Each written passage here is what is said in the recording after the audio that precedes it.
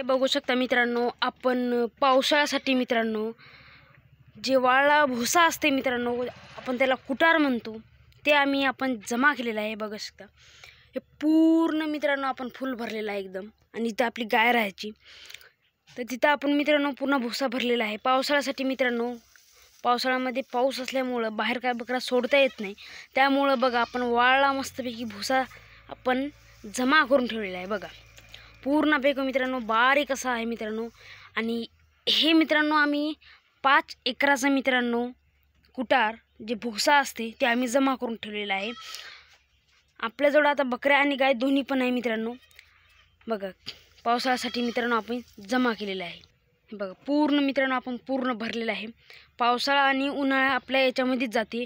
Video आवडला असेल मित्रांनो लाईक करा, शेअर करा, आपल्या चॅनलला फॉलो करा. असेच नवीन मित्रांनो आपले व्हिडिओ येत राहतील.